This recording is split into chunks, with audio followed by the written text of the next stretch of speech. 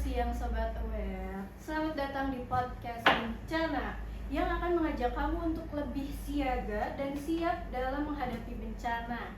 Pada hari ini kita akan membahas topik yang sangat penting dan dekat dengan kehidupan kita nih, yaitu tentang mitigasi bencana, terutama bencana gempa bumi. Seperti yang kita tahu juga bahwa Indonesia merupakan salah satu negara yang rawan terhadap bencana. Jadi penting banget buat kita tahu apa saja yang harus dilakukan sebelum, saat, dan sesudah terjadinya bencana.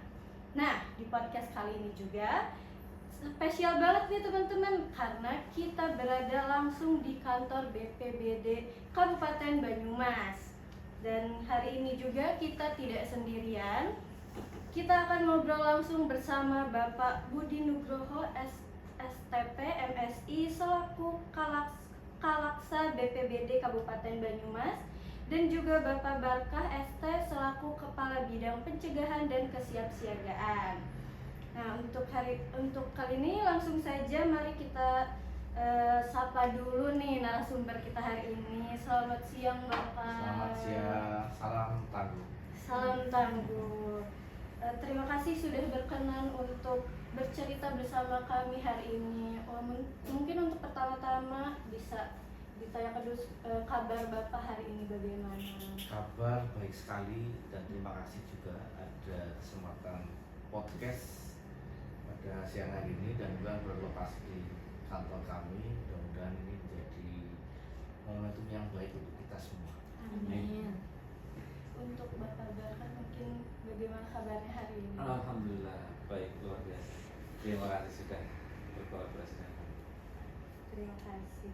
Oke, selanjutnya hadir juga bersama kita Kak Mitskola Zara yang sebagai narasumber dari kalangan mahasiswa yang akan menjelaskan bagaimana peran generasi muda, khususnya mahasiswa dalam mendukung upaya mitigasi serta mengurangi potensi bencana di lingkungan sekitar. Halo Kak Zara. Iya. Apa kabar hari ini Kak? Alhamdulillah baik. Oke, selanjutnya di Sobat Aware. Tadi kan kita sudah berkenalan dengan narasumber kita. Sekarang mungkin kita masuk ke pembahasan utama ya Bapak dan Kak Zara, yaitu mitigasi bencana gempa bumi. Nah, saya ingin bertanya nih Pak, buat Bapak Budi dan Bapak Barkah ini, apakah boleh dijelaskan terlebih dahulu kepada Sobat Aware yang sedang menonton ini, apa sih sebenarnya mitigasi bencana ini dan mengapa sih mitigasi bencana itu sangat penting bagi masyarakat khususnya di daerah Banyumas ini Pak? Ya, terima kasih pada kesempatan yang baik ini. Jadi berkesempatan ya untuk menjelaskan pada segenap masyarakat terkait dengan tadi disampaikan bagaimana kita menyikapi terkait adanya potensi gempa bumi. Dalam konsepsi penanggulangan bencana memang ada salah satu tahapan di pra bencana, yaitu mitigasi. Mitigasi ini menjadi hal yang selalu terdengar, tapi untuk dilaksanakan mungkin tidak mengerti apa yang harus dilakukan. Kami bersama Pak Kabid Pencegahan dan Kesiapsiagaan Pak Barkah sudah berbagai upaya kita lakukan dalam konsepsi mitigasi bencana. Kebetulan Pak Barkah ini mewakili salah satu dari fase penanggulangan bencana, yaitu di pra bencana yang di dalamnya adalah mitigasi. Sebenarnya pencegahan dan kesiapsiagaan ini tidak berputar-putar hanya sekedar kita harus mengerti, memahami saja, tapi juga bisa melaksanakan di masyarakat. Diharapkan juga memahami apa sih yang harus dilakukan. Dan alhamdulillah konsepsi mitigasi ini tidak hanya sekedar kita diskusi edukasi atau apa, tapi kita juga menyiapkan berbagai skenario yang secara peraturan undang-undangan itu harus disusun oleh kami BPBD bersama tim untuk mengetahui apa sih langkah-langkah yang harus dilakukan. Memang ada salah satu data spasial dan metadata. Kalau berbicara data itu ada raw data. Data berasal dari informasi, tidak diolah terlalu maksimal ya hanya data mentah, tapi kalau BPBD kemarin sudah menyusun kajian risiko bencana. Salah satunya adalah bencana gempa bumi, dan itu ada di seluruh Kabupaten Banyumas potensi kerawanannya.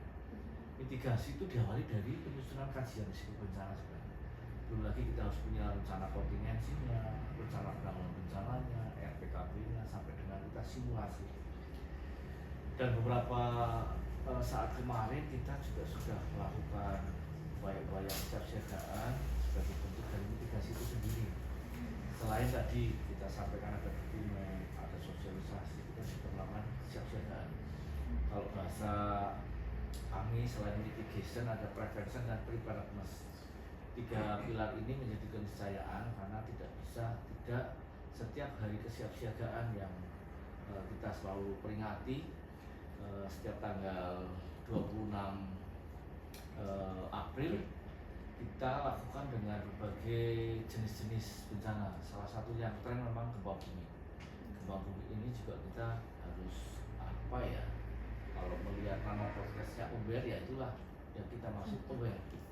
Tidak hanya sekedar diskusi dan kata-kata, tapi kita ngerti apa yang harus dilakukan. Mungkin sekilas itu nanti Pak Kabit saya juga bisa mendapatkan, karena ada hal-hal teknis yang selalu dan sudah dilakukan oleh bidang pencerahan kesiapsiagaan, dan tidak sendirian karena kita juga dibantu berbagai pihak termasuk dari kalangan anak muda, generasi muda, mahasiswa juga sering kita lakukan upaya-upaya untuk simulasikan apa sih yang bisa dilakukan. Mungkin dari Bapak sendiri selaku Kepala Bidang Kesiapsiagaan, ini mungkin apa sih Pak mitigasi bencana yang harus disusun itu seperti apa? Ya, terima kasih. Kalau bicara mitigasi, memang itu di tahapnya yang pra bencana, sebelum terjadi bencana. Kita harus melakukan aksi mitigasi itu sebelum terjadi bencana. Jadi mitigasi kan tadi sudah disampaikan Pak Kepala Pelaksana BPBD, intinya segala upaya untuk mengurangi risiko bencana, untuk bisa mengurangi jumlah korban jiwa apabila yang terjadi maupun kerugian. Mitigasi itu ada 2, struktural dan non struktural. Jadi mitigasi struktural itu terkait dengan fisik, bangunan fisik, upaya-upaya untuk mencegah bencana. Terus kalau non struktural ke sosialisasi, pelatihan, podcast, bahas yang hari ini juga itu bentuk mitigasi non struktural. Sudah banyak upaya yang sudah kita lakukan, baik yang struktural maupun non struktural. Kalau struktural lebih banyak kita berkolaborasi dengan dari kantor, tapi kalau yang non struktural sudah banyak dengan pelatihan, sosialisasi. Seperti itu. Kan dari Bapak sendiri sudah mengatakan bahwa sudah banyak pelatihan-pelatihan ya Pak. Ya. Mungkin Sobat Aware sedikit kepo nih Pak. Pelatihan apa saja sih yang sudah diberikan gitu dari BPBD Banyumas itu? Ya, banyak pelatihan kayak, dan itu juga tidak hanya pada segmen tertentu ya, ada segmennya yang masyarakat desa, ada yang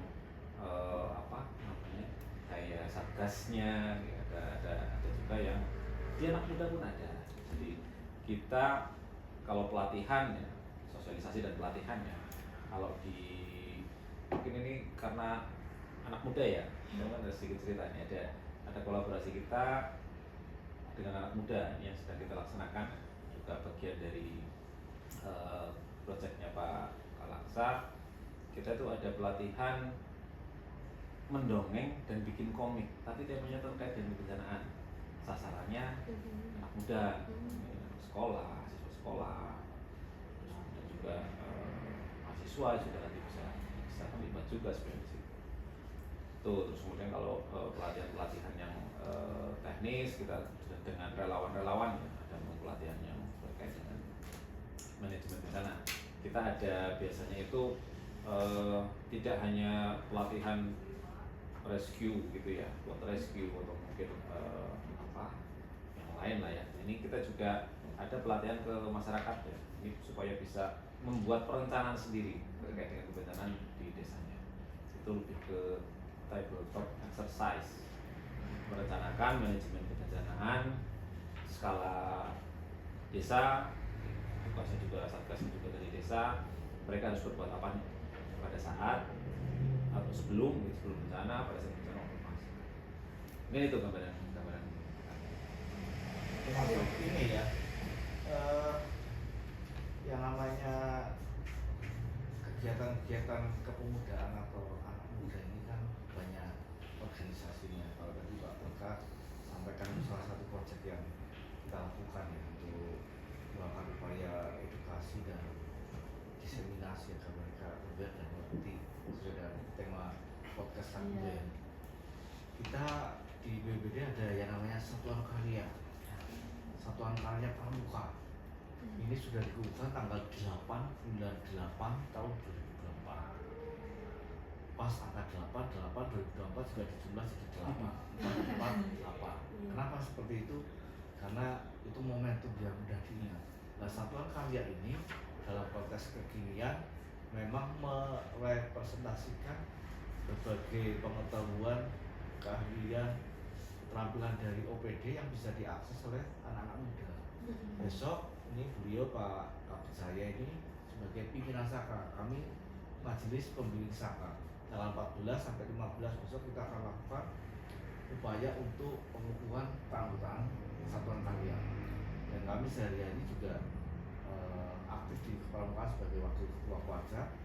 Di sana juga kita dorong peran-peran anak-anak muda. Dan ada bidang pengabdian masyarakat. Di situ juga ada latihan search and rescue. Di situ ada pengenalan bencana. Di situ juga keterlibatan pada saat terjadi bencana dan sebagainya. Dan termasuk kalau kita cerita psikologi, ada psikologi sosial atau psikologi masyarakat yang harus di-upgrade pada saat terjadi bencana. Itu juga melibatkan juga anak-anak muda dari teman-teman mahasiswa. Kemarin dulu kita latihan bagaimana sih upaya untuk melakukan recovery terhadap para korban. Kita simulasi kemarin cara bertanya, kita simulasi kemarin cara menghibur teman-teman yang menjadi korban. Sebenarnya sudah sangat komprehensif. Jadi kalau kita bicara mitigasi, kalau bukan dari struktural dan non struktural, memang itu yang harus ditempuh. Dan kebetulan sampai dengan saat ini tidak ada perubahan bahwa secara spasial data yang ada di kajian risiko bencana ini gempa bumi ada di seluruh Kabupaten Banyumas yang terdiri dari kurang lebih 1,8 juta penduduk. Dan ini menjadi tantangan buat kami dalam menjalankan standar pelayanan minimal untuk memberikan edukasi. Dan yang bisa kita lakukan dalam mitigasi non struktural dengan edukasi. Seperti itu host yang saya tambahkan dari Pak Kabit. Lalu mungkin dari sudut pandang generasi muda, menurut Kak Zara, bagaimana sih Kak Zara melihat kesadaran akan mitigasi bencana di kalangan mahasiswa dan anak muda Banyumas pada umumnya ini? Ya, kalau untuk pada umumnya tuh yang dari saya pribadi gitu ya ditemukan ya masih ada yang belum aware tadi, tapi juga udah banyak yang melakukan, bahkan mereka seperti ada beberapa dari teman saya pribadi mungkin ngikut juga dari kegiatan-kegiatan tersebut gitu. Kalau yang pramuka kan itu buat SMA ya? SMA, SMK, mahasiswa juga bisa. Oh iya, dari ya itu udah nampak dari mereka yang di saat ada suatu bencana terjadi waktu terakhir kemarin tuh pasti udah ada penggalangan dana yang mereka lakukan gitu kan. Nah itu sih untuk aware kan berarti udah nampak nih dari mereka yang udah sadar gitu kan. Cuman ya nggak bisa dipungkiri juga ada yang masih kayak wah apa nih bencana gitu, apalagi gempa gitu untuk teman-teman di SMP gitu kan. Walaupun mungkin untuk usia mereka masih yang orang-orang tuh bilang lah belum tahu apa-apa gitu. Justru itu yang dari dini itu yang harusnya mereka mulai gitu. Ada sih beberapa yang udah pernah diikuti gitu beberapa sekolah gitu yang kayak biasanya kalau SMP ada akreditasi gitu ya, itu kan ada buat apa cara buat syaratnya kan gimana cara mereka buat menghadapi bencana gitu kan. Nah itu sih biasanya buat pelatihan itu gitu. Cuman untuk balik lagi untuk pribadi masing-masing gitu ya, masih ada yang kurang juga gitu.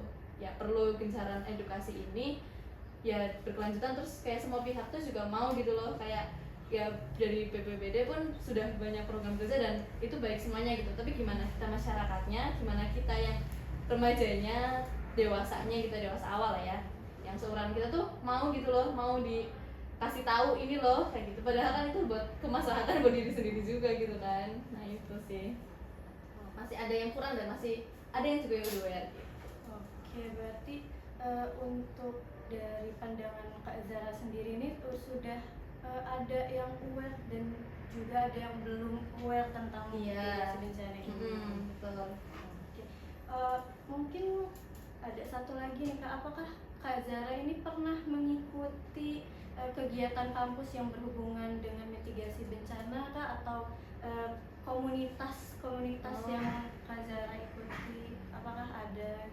Oke, kalau yang jujur kalau misalkan baru yang paham dari waktu mitigasinya waktu di pramuka dulu di SMP gitu ya, cuman waktu di kuliahan ini emang ikut di komunitas psikososial, walaupun klaster ini kan bagian tersendiri gitu ya, maksudnya bukan secara bicara ada SAR dan sebagainya nggak ikut gitu, tapi kan setidaknya kita di situ ada upaya sama dengan sosialisasi, terus juga kolaborasi sama teman-teman di beberapa lembaga gitu, sama BPBD kemarin ada silaturahmi kalau nggak salah dari teman-teman psikososial gitu. Itu sih buat beberapa kegiatannya. Kalau untuk mitigasinya gitu ya, kalau udah saat bencananya waktu di Cianjur ngikut sama di yang gempa Cianjur. iya, tapi kan itu udah saat bencana, maksudnya pasca bencana gitu. Kalau mitigasinya ya kita ada sosialisasi sama ini sih waktu KKN. Nah itu cuman kan kebetulan kalau di daerah Banyumas sih ada ngikut sih gitu untuk yang di relawan MDMC-nya gitu, untuk sosialisasi itu sih baru sebatas di sosialisasi gitu belum bisa sampai lebih gitu untuk mitigasinya yang non struktural paling tadi. Berarti ternyata keren ya, berarti anak muda ini memiliki peran besar juga ya dalam menciptakan budaya sadar bencana ini. Nah, menurut Bapak Budi dan Bapak Baka ini, mungkin sejauh mana efektivitas keterlibatan dari generasi muda ini dalam mitigasi bencana ini, Pak? Ya sebenarnya kalau kita mau jujur ya, bahwa keberadaan BPBD itu sebagai sebuah institusi yang memang secara tanggung jawab itu ada di penanggulangan bencana. Kemarin juga sempat kita sampaikan ya, bahwa penanggulangan bencana itu bukan menangani bencana saja, tapi disaster management, mengelola, memanage sebuah bencana agar kiprahnya itu bisa dicegah. Tapi kalau nggak bisa dicegah, kita siap menghadapinya. Siapa? Ya tentunya seluruh lapisan masyarakat. Tidak bisa dibuat segmentasi, ini hanya untuk aparatur, ini hanya untuk masyarakat dewasa usia sekian, ini nggak boleh untuk anak-anak. Semuanya harus ngerti. Bahkan di BPBD Banyumas ini kita juga dengan teman-teman pegiat pendidikan di PAUD, TK, kemudian berapa sering kunjungan di sini untuk mengenal lah sebenarnya apa. Besok terdekat juga kita dengan kelompok bermain, dan belum lama kita diminta untuk ngisi juga di dinas pendidikan untuk memberikan upaya awareness terhadap masyarakat pendidikan ya, karena di situ kan kita, kalau tadi Mbak Zahra sampaikan, ada untuk akreditasi. Sebenarnya juga tidak hanya untuk akreditasi, karena sejatinya sebuah entitas siapapun dimanapun, ketika terjadi bencana, BPBD dalam radius jarak waktu tempuh kepada titik tertentu, bisa jadi kita tidak bisa seketika langsung ke lokasi. Siapa yang ada di lokasi? Tentunya masyarakat. Masyarakat itu siapa? Masyarakat terkecil sebuah keluarga. Ada bapaknya, ada ibunya, ada anaknya. Anaknya ada yang gede, ada yang kecil. Bagaimana mereka dalam konsepsi kesiapsiagaan? Kalau mencegah misalkan yang namanya gempa bumi, tadi topiknya gempa bumi, itu salah satu yang unpredictable disaster, bencana yang tidak bisa diprediksikan. Tapi kalau kita aware di lokality hanya keluarga, bapaknya berkurang ngapain, ibunya berkurang ngapain, anaknya harus ngapain dan sebagainya, menyiapkan tas siaga bencana, menyiapkan jalur evakuasi, titik kumpul sementara, ini dilakukan oleh semuanya sebenarnya. Sehingga pemuda pun usia yang sudah sangat dewasa atau yang beranjak dewasa, teenager, remaja atau mungkin anak kecil juga harus firm terhadap pemohon bencana. Kalau tidak, tentunya responnya untuk menghadapi pada saat terjadi akan kurang. Karena kalau tadi kita topiknya gempa bumi ya Pak Kapit, kalau gempa bumi ini kan unpredictable disaster. Ketika unpredictable disaster berarti kita lebih kepada bukan pencegahan, tapi lebih pada bagaimana kita siap menghadapinya. Oh, pencegahan ada, iya, mencegah terjadinya korban. Caranya gimana? Sebuah rumah ketika ada beberapa pintu, tentukan jalur evakuasinya. Kemudian anak-anak muda juga berkolaborasi dengan lingkungannya. Mana sih titik kumpul? Kita harus bisa apa? Harus bisa ngapain dan sebagainya. Bapaknya ngapain? Oh, menyiapkan tas tangguh bencana, tas siaga bencana, isinya apa? Obat-obatan, kemudian bekal, makanan dan minuman, pakaian, dokumen-dokumen penting yang bisa untuk 3 hari ke depan, kemudian alat penerangan dan sebagainya, jalur evakuasi tetapkan sehingga tidak perlu bertabrakan dan sebagainya. Dan dalam kata lain, karena kemarin Pak Kabit ini pada saat MMD juga menjadi narasumber. MMD itu juga kolaborasi untuk mengedukasi di masyarakat, yang mana masyarakat juga tidak hanya terdiri orang-orang sepuh, orang-orang tua, ada yang anak-anak muda, ada karang tarunanya, ada juga mungkin dari Fatayat, ada juga dari Aisyah, Nasihatul Aisyah dan sebagainya. Semua berkolaborasi. Karena kalau kita ngerti, ya kita akan bisa melakukan. Tapi kalau kita nggak ngerti, itu nggak bisa lakukan. Dan ini bukan hafal. Kalau cerita pendidikan ya, pertama itu baru proses menghafal. Yang kedua memahami atau mengerti. Kita berharap itu memahami mengerti juga. Komunikasi dengan sosialisasi itu nggak berhenti, kita harus diseminasikan agar mereka mampu melakukan apa yang telah dia dapatkan dari sosialisasi. Lewat apa? Pak Kabit ini ada kegiatan KKN, juga menyampaikan, ada kegiatan pembekalan KKN juga kita menyampaikan juga. Dan saya juga terima kasih Universitas Muhammadiyah Purwokerto ini kontribusinya juga luar biasa terhadap kita beberapa hal terkait dengan mitigasi. Kita kemarin juga membahas terkait dengan modul pembelajaran untuk mitigasi berbasis kearifan lokal dalam beberapa jenis bencana. Itu luar biasa, termasuk MPMC yang banyak tergabung anak-anak muda, mahasiswa-mahasiswi, juga kolaborasi luar biasa. Sehingga ayo deh, generasi muda harus aware, jangan berhenti stagnan hanya HP, tablet, iPad atau apapun itu atau laptop digunakan hanya untuk scroll medsos. Carilah scroll data BMKG, data di kita, follow IG-nya BPBD. Nanti di situ bisa yang namanya mahasiswa atau anak muda kan agent to change ya di masyarakat itu ya bisa dipercaya lah ketika ngomong ke teman sebayanya, gini loh, orang harus begini loh, kita harus siap-siap loh. Katanya tuh gempa bumi itu ada di seluruh Kabupaten Banyumas potensinya. Katanya gempa bumi itu mendadak tiba-tiba dan tidak bisa diprediksi. Apa yuk kita siap-siap. Apalagi kalau kemarin kita dengar ya Pak, tapi dia ada potensi megatrust. Nah, megatrust ini kan sesuatu yang merupakan potensi, bukan prediksi. Bisa terjadi, tapi entah kapan. Tapi kalau prediksi bisa terjadi, waktunya pasti. Saya kira itu untuk Pak Kabit barangkali ada tambahan. Ya, kalau saya bicara terkait peran pemuda itu sangat strategis, strategis. Apalagi sekarang namanya anak muda, kalau kita kaitkan dengan teknologi itu kan apa ya, sudah di dalam zaman apa sih yang kan gadget lah ya. Harapan tadi ya ada ya betul tadi tidak hanya scroll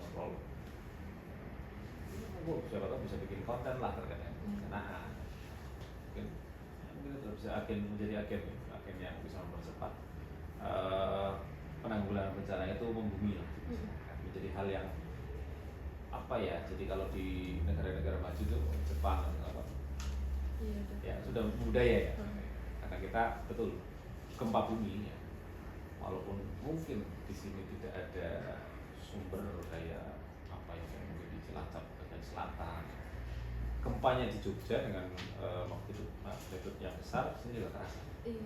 Kita nggak tahu, makanya harus selalu siap-siap untuk begitu.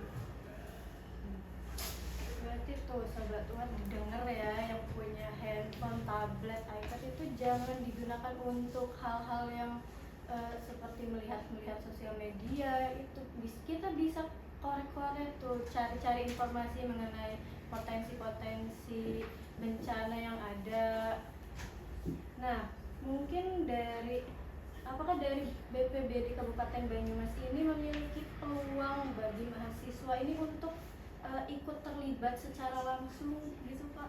Oh iya, terlibat secara langsung jelas menjadi kepercayaan ya, karena dalam sisi kolaborasi ada undang-undang yang mengatakan bahwa bencana adalah urusan bersama. Dengan urusan bersama inilah mestinya semua pihak itu bisa terkait. Nah kalau hanya melulu BPD ya tentunya tidak bisa. Para pihak ini kalau kita tidak lanjut dari Undang-Undang 24/2007 yang kita tidak lihat Perda 1 2014 dan Perda 6 2024 ada konsepsi pentahelix. Kalau proyek saya sebagai project leader itu hexahelix tambah NGO, pemerintah, dunia usaha, media, akademisi ini termasuk mahasiswa nih sebetulnya. Kemudian masyarakat ditambah komunitas atau NGO. Nah masyarakat itu kan secara usia kan berlapis-lapis itu. Nah mestinya dari oleh untuk kita semua, jangan sampai kita hanya nunggu-nunggu gimana sih BPD ngapain, udah apa yang bisa kita lakukan mulai kapan, dia mulai sekarang. Caranya gimana? Yang minimal mengupgrade pemahaman terkait dengan bencana. Follow IG kami, kemudian subscribe YouTube kami, kemudian kita juga ada kanal dari BMKG, kita juga harus paham karena BMKG itu tidak hanya klimatologi saja tapi geofisika. Klimatologi itu terkait dengan iklim, cuaca, geofisika terkait pergerakan yang memungkinkan terjadi tanah longsor, gerakan tanah atau apapun yang ada di dalam tanah seperti akar sesar. Itu ngupgrade itu penting karena kalau orang nggak tahu risiko itu biasanya nggak ngerti bahayanya. Karena kita harus ngerti resikonya. Mungkin itu. Nah mungkin berarti untuk informasi lebih lanjutnya Sobat Aware ini bisa mengikuti IG dari BPBD Kabupaten Banyumas ya Pak ya. Untuk nama IG-nya itu bisa disebut. Nama IG-nya BPBD Banyumas. BPBD Banyumas. Tuh kita bisa pantengin selalu IG dari BPBD Kabupaten Banyumas ini dan TikToknya jangan lupa, katanya ada TikTok dari BPBD Banyumas ya, juga, YouTube-nya juga ada. Kalian bisa scroll tuh mulai lihat dari informasi-informasi dari situ. Nah mungkin berarti itu tuh Bapak kan tadi menyebutkan bahwa menerima peluang ya Pak ya untuk mahasiswa atau kalangan generasi muda untuk terjun atau terlibat secara langsung. Nah ini juga sebagai kabar yang baik nih bagi teman-teman mahasiswa, sehingga kalau kita punya inisiatif atau ide kolaborasi, kita juga bisa langsung datang ke kantor BPBD Kabupaten Banyumas begitu ya Pak ya. Dan 24 jam. 24 jam tuh Sobat Aware didengar ya. Nah oke. Nah mungkin dari kita kembali lagi ke Kak Zara nih. Mungkin dari Kak Zara sendiri, apakah kakak ini pernah terlibat secara langsung? Kan tadi saya sempat dengar ya terlibat di gempa bumi yang Cianjur itu. Iya. Nah mungkin apa bisa diceritakan bagaimana pengalamannya gitu Kak? Kalau yang waktu di Cianjur kan berarti pasca bencana gitu. Iya. Itu kalau nggak salah kurang lebih 1 pekan dari kejadian pada saat itu jam 2 siang apa ya kejadian gempanya kalau nggak salah. Terus 1 pekan setelah itu tim psikososialnya UMP itu berangkat 5 orang. 5 orang iya, dengan satu timnya ada ketua terus dan kalau dari saya pribadi ya termasuk di salah satu anggotanya gitu kan, karena sama tuh berarti waktu masih semester 2022 ya, semester berapa ya ya di semester 8 2022 kan. Nah itu terus berangkat di sana yang mana awal kita sampai ya kaget gitu, jujur pertama kali merasakan gempa satu hari sebanyak 4 kali itu waktu di Cianjur. Karena kan apa ya, setelah pasca itu masih terjadi susulan gitu kan, susulan terus habis itu waktu ada satu momen lagi Zoom kuliah juga, tetap kita kuliah gitu kan. Nah itu gempa terus habis itu agak kaget gitu karena kan China terus dan sebagainya, tapi ya di situ kita jadi malah terbiasa dengan goncangan gitu ya. Maksudnya kita udah sikap buat gimana sih yang emang seharusnya ya langsung keluar dari tenda, terus di situ kita nyari tempat yang aman gitu. Nah di sana ya tugasnya kita kan psikososial itu berarti di asesmen pertama ke penyintas, terus habis itu ada kita melakukan PFA, tapi tergantung dari penyintas yang membutuhkan itu melalui dengan psikolog atau emang dari yang supervisor yang ada di situ gitu kan. Nah, ada juga sih ibu di dapur umum gitu, terus habis itu ada kita kolaborasi dalam beberapa lembaga ataupun komunitas atau organisasi kebencanaan. Terus di situ kita bareng melakukan ya program-program psikososial gitu, kayak sekolah ceria, terus habis itu yang TPQ darurat gitu. Di saat TPQ yang aslinya hancur gitu ya, sangat hancur lebur, cuman kesisa puing-puing doang. Terus di situ kita ada satu hunian darurat, berarti itu musola darurat, tapi udah kan pakai terpal gitu ya, tapi itu udah nimbun banyak air gitu, karena emang intensitas hujan tuh masih ada terus. Ada satu momen kita lagi TPQ bla bla dan sebagainya kan, nah itu ini tiba-tiba ambruk, tapi di situ anak masih panik, karena mereka itu masih ke bawah yang suasana waktu bencana gitu kan, mereka ada satu indikasi untuk kecemasan dan juga kekhawatiran tersendiri gitu kan. Itu sih, tapi habis itu ya kita keluar dari musola tersebut gitu. Terus ya kegiatan di situ rutin yang mana program psikososial itu rutin kegiatan dan sebagainya. Terus juga ada ya momen-momen beberapa yang bahkan mungkin kan kadang di bencana ada yang hanya kunjungan wisata kayak gitu. Nah itu ya ada iya, cuman ini Rizky Bilar Lesti ya itu sempat kesana ngasih pelosotan sama ya mainan anak-anak lah, tapi ngasihnya itu secara langsung kan, bukan pendistribusian. Seharusnya kalau logistik itu ada prosedurnya nih Pak. Nah itu tapi itu secara ini jadi orang tuh semua ya di lapangan terus habis itu rebutan gitu loh, jadi ya kesannya kayak kurang, terus ya udah jadi masing-masing doang siapa yang dapat gitu, habis itu udah bubar kayak gitu. Kurang ini sih, maksudnya memang ya kita nggak tahu tiba-tiba ada datang terus harusnya kan kayak gitu nanti disediakan satu gitu ya di pusat logistik gitu kan. Nah itu sih ya banyak momentum dan jadi ada suatu pengalaman yang didapatkan gitu dari sisi melihat para penyintasnya, mereka bahkan ada suatu crash antara satu keluarga karena ya itu mungkin dari Pak Budi bilang apa namanya ada satu ya gimana satu unit gitu kan nih Pak, ya itu betul ada satu berarti kan suami istri punya anak masih kecil. Nah dia dititipin anak dari berarti kakak iparnya yang diselamatkan anaknya sendiri, tapi yang kakak iparnya jadi enggak itu ya, misalnya ya dari keruntuhan gitu. Di situ sempat muncul konflik lagi antar kakak ipar dan yang adiknya ini, sampai kakak iparnya ini dia yang ini kan pakai bahasa Sunda ya. Nah kelemahan kami di sini adalah bahasa gitu ya, cuman kita terbiasa nyari Sunda. Nggak paham Pak. Gak bisa bahasa Malah kan Sunda. kayak sana kayak oh enggi loh kok enggi, padahal di sana kan apa ya bahasa enggi kalau nah yang cuman kita Sundanya cuman gitu doang, kayak nggak bisa ngomong yang lancar kayak gitu. Tapi alhamdulillah ada teman yang asli Sunda juga, jadi dia bisa ngetranslate dan ngebantu kita gitu memahami. Nah ini ada momen satu terus dia tuh nggak terima dan bawa ini pisau yang gede apa bendo apa ya Pak, golok kayak iya golok kayak gitu, sampai habis itu dileraikan dan kita kasih PFA untuk yang adik iparnya ini gitu. Itu sih ya banyak momen di situ. Itu mungkin sebagian kecil ya karena kami fokusnya di psikosos gitu.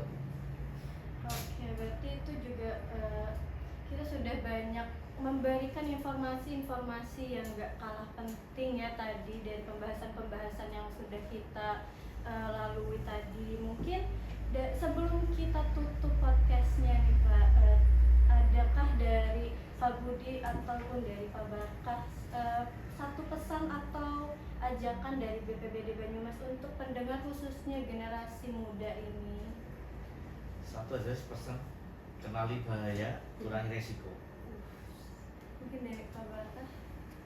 Kalau untuk apalagi tadi bencananya gempa ya satu kata aja, be aware. Be aware. Ya harus selalu siap siaga karena tadi bencana gempa bumi ya.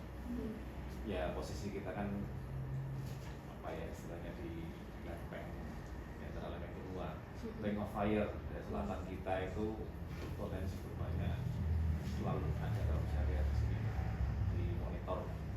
Terus setiap hari bisa ada informasi siap-siap aja dengan tadi mungkin dengan belajar terkait gempa itu apa, terus bagaimana terjadi gempa. Mungkin dari Kak Zara, adakah pesan singkat untuk teman-teman generasi muda nih terkait mitigasi bencana atau sebagainya? Kalau pesan singkat ya mau mencari terus kita menerima dan melakukan gitu dalam konteks terkait dengan kebencanaan itu ataupun mitigasinya. Nah, seperti itu sih. Itu maksudnya 3S mungkin. Oh iya, yang tadi. Iya bisa sih. S kemarin itu experience, S hari ini itu eksperimen, Oh, S iya. yang akan datang itu ekspektasi. Jadikan Ekspektasi. pengalaman kemarin untuk eksperimen hari ini dan untuk harapan yang masa datang. Ya itu malah menjadi pelengkap. Iya. Oke, pembahasan kita hari ini sangat luar biasa ya, dan mungkin sebelumnya terima kasih banyak kepada Bapak Budi dan Bapak Barkah dari BPBD Kabupaten Banyumas ini dan Kak Zara yang sudah meluangkan waktunya untuk berbagi ilmu, pengalaman, dan semangat untuk hari ini. Semoga obrolan kita hari ini dapat membuka wawasan dan menggerakkan hati sobat aware yang di luar sana yang sedang menonton ini untuk lebih siap, lebih peduli, dan lebih waspada terhadap bencana. Yang harus diingat, mitigasi adalah tanggung jawab bersama. Kita tidak bisa mencegah bencana datang, tapi kita bisa meminimalkan resikonya. Sampai jumpa di episode selanjutnya. Podcast Bencana Aware, tetap siaga, tetap waspada, dan tentunya tetap aware. Salam tangguh, salam kemanusiaan. Terima kasih Bapak.